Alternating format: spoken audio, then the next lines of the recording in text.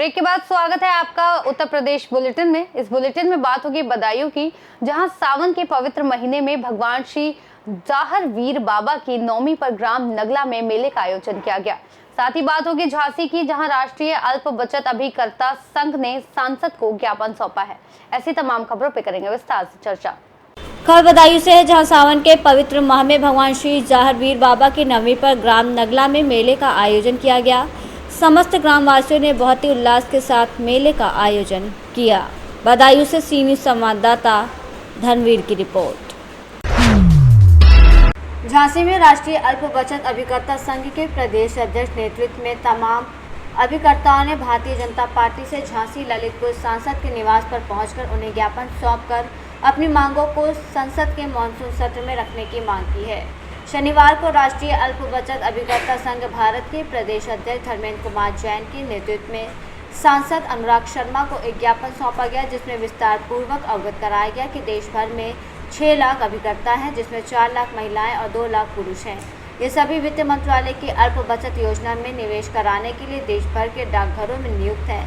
निवेशित धनराशि पर पारिश्रमिक के रूप में मिलने वाले कमीशन से अपने परिवार का भरण पोषण करते हैं, लेकिन साल 2014 से कई योजनाओं में कमीशन को बंद कर दिया गया और कई योजनाओं में इन्हें आधा प्रतिशत कर दिया गया, जिसकी वजह से ये अपने आप को बेरोजगार महसूस कर रहे हैं।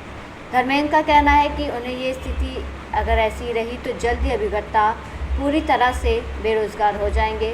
उन्होंने कहा कि हमने सांसद के समक्ष अपनी मांगें रखी और उनसे ये भी आग्रह किया है कि आगामी मानसून सत्र में वो हमारी मांगों को सरकार के समक्ष रखकर उन्हें मनवाने का पुरजोर तरीके से प्रयास करें। सुरेश कुमार गौड़, जिला अध्यक्ष राष्ट्रीय अल्प बचत अभिकर्ता संघ झांसी। आज सांसद जी के यहाँ क्या मांग को लेकर आए थे? हम सांसद जी के यहाँ इस संबंध में हम पहले भी ज्ञापन दिए हैं। हम सांसद जी का जो शीतकालीन सत्र दिल्ली में जो प्रारंभ हो रहा है संसद का, उसके मानसून सत्र, उसके तहत हम लोग एक ज्ञापन देने आए हैं कि हम लोग को भारत सरकार द्वारा जो एजेंसी सिस्टम है अभिकर्ताओं का, उसमें 10 स्कीमें अभी प्रचलित हैं। उसमें से सरकार हमको जो भी नई स्कीम लाती है अब उसमें कमीशन दे नहीं करती है। पहले हमारे पास 10 स्कीम में कमीशन मिलता था, अब केवल 4 स्कीम में हमको कमीशन मिलता है और 50 पैसे के हिसाब से कमीशन मिलता है, जो पहले 2.5 रुपये था, फिर 1 रुपया हुआ। उस संबंध में हम लोगों ने आज ज्ञापन दिया है कि आप मानसून सत्र में हमारे प्रश्नकाल को उठाइए और सरकार से बात करिए। क्या आश्वासन मिला? आश्वासन मिला है कि मैं ठीक जैन से ही बात करूंगा और इस आधार पर हम लोग 6 लाख अभिकर्ता हैं पूरे भारत में, जिसमें 4 लाख महिला अभिकर्ता हैं, जो कि सरकार महिला के सशक्तिकरण की बात करती है। 4 लाख महिला बेरोजगार की स्थिति में पहुंचने के करीब हैं। अगर यही स्थिति रही तो 50 पैसे कमीशन पे क्या होगा। मेरा नाम धर्मेंद्र कुमार जैन है और मैं प्रदेश अध्यक्ष हूँ अल्प बचत अभिकर्ता संघ का भारत। क्या बात मांगों को लेकर के आपने सांसद जी को ज्ञापन दिया है? हाँ, हमने इन मांगों को ज्ञापन दिया है कि हम लोग जो अभिकर्ता है भारतवर्ष में 6 लाख अभिकर्ता है और अब जो सरकार है हम लोगों को निरंतर कमीशन कम करती जा रही है और जो नई पुरानी स्कीमों में कमीशन कम करने के बाद हमको परेशानी ये आ रही है कि हम लोग बेरोजगारी की दर पर हैं कि जबकि महंगाई बढ़ रही है, हमारा कमीशन दर बढ़ना चाहिए।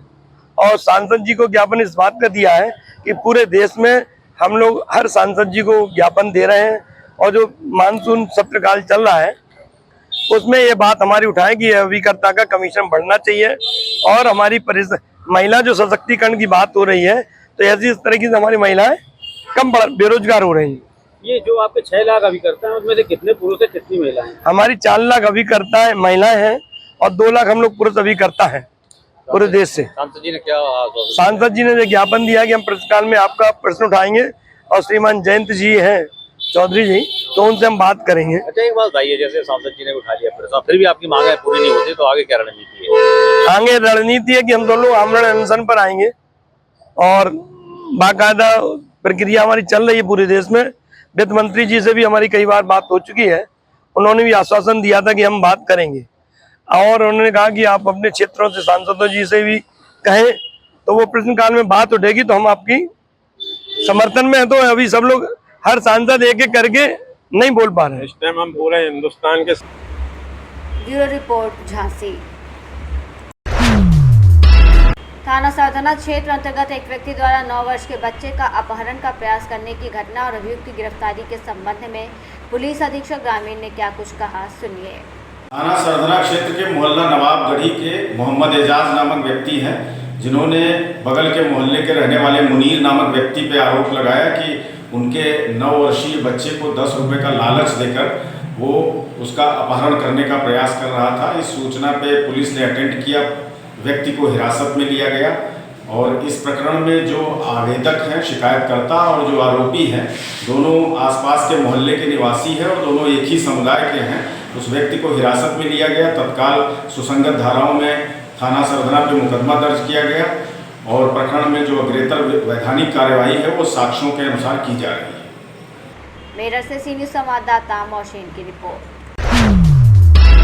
खबर शाहजहांपुर से है, जहां थाना पुआया क्षेत्र अंतर्गत नवाबपुर गंगा स्थित सरकारी भूमि पर अवैध निर्माण कार्य की सूचना मिलते ही भारतीय किसान यूनियन राष्ट्रीयतावादी अराजनैतिक संगठन के हरिराम वर्मा जिलाध्यक्ष द्वारा मामले को गंभीरता पूर्वक संज्ञान में लेते हुए अपने किसान साथियों के साथ सहायक अभियंता द्वितीय राष्ट्रीय जल प्रबंध योजना को शिकायती पत्र देकर निर्माण कार्य की तत्काल रुकवाने के लिए मांग की थी। वहीं सहायक अभियंता द्वितीय राष्ट्रीय जल प्रबंध योजना द्वारा मामले की जांच करवाकर अवैध निर्माण कार्य पाए जाने पर थाना पुआया जनपद शाहजहांपुर को अवैध निर्माण कार्य को रोके जाने के लिए निर्देशित किया गया था, लेकिन नहर विभाग के अधिकारियों की सुनी कौनसुनी करते हुए दमकनों के हौसले इतने बुलंद है कि निर्माण कार्य जारी है। पुआया पुलिस भी निर्माण कार्य रुकवाने में विफल है। शाहजहांपुर से सीवी संवाददाता फसाद खान की रिपोर्ट। खबर शाहजहांपुर से है, जहां पुलिस अधीक्षक के निर्देशानुसार जनपद में अपराध और अपराधियों की रोकथाम, क्रियाशील और चिन्हित किए गए अपराधियों की रोकथाम के लिए चलाए जा रहे अभियान के अंतर्गत अपर पुलिस अधीक्षक ग्रामीण के निर्देशन और क्षेत्राधिकारी तेलहर के पर्यवेक्षण में प्रभारी निरीक्षक थाना कटरा के नेतृत्व में पुलिस टीम द्वारा मकोका गैंग के 2 वांछित अभियुक्तगण को 2 अदद अवैध तमंचे, 315 बोर 2 जिंदा कारतूस, 315 बोर के साथ गिरफ्तार किया गया है। गिरफ्तार करने वाली पुलिस टीम प्रभारी निरीक्षक जुगुल किशोर पाल थाना कटरा, उप निरीक्षक गौरव कुमार थाना कटरा, कांस्टेबल अंकित नेहरा आदि की अहम भूमिका रही। शाहजहांपुर से सीनियर संवाददाता फसाद खान की रिपोर्ट। बुलेटिन में फिलहाल इतना ही। देश और दुनिया की तमाम बड़ी जानकारियों के लिए देखते रहिए सी न्यूज़ भारत।